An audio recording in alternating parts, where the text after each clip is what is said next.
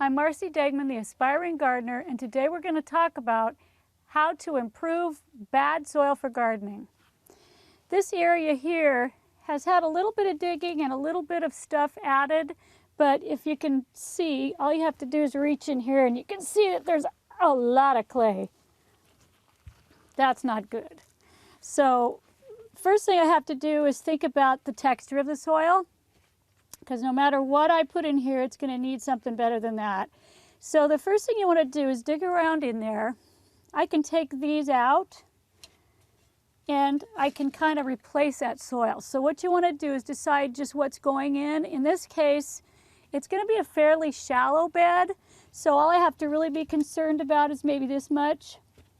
So I can go and I can dig out these areas, and I'm going to want to go through the whole bed like this. And I'm going to want to replace it with some good soil. So what I've got here is I've got some good compost, which I'm going to want to add as much as I can afford to add. Actually, you can't really put too much. At the end, I'm going to add some good mulch so I can hold in moisture and I can let, things break down and continue to improve the soil.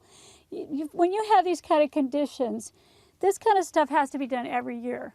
So in this case, I have mushroom compost, which is a mixture of bark, has a little bit of lime in it, it has nutrition, it has manure in it. It has pretty much all the things that you'd want to add. That alone would be good enough. And like I said, you want to put 2 or 3 inches, but you can put as much as you want. You cannot hurt anything with that. This has been rotted.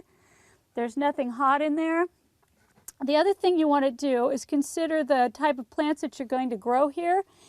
If you're going to grow native plants, in my neck of the woods, we have acidic soil. And if I'm going to put those kind of plants in, berries, native shrubs, I don't have to worry about the pH.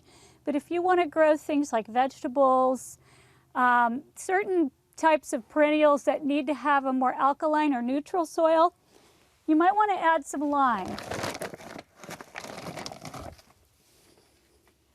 Now you don't have to put a lot of that, but you might want to put a little bit of that in there just to improve your pH. The other thing you have to consider is your drainage.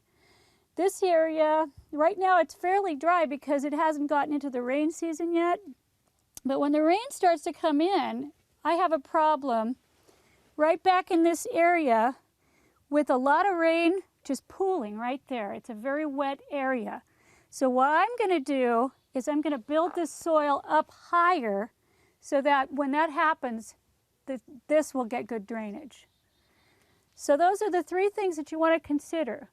Bad soil is only bad if it's bad for what it is you are doing. If I were going to grow marsh plants, that'd be fine. I wouldn't have to worry about drainage. If I'm going to grow things that, very few things like this is never good. This is always bad, but it can be fixed.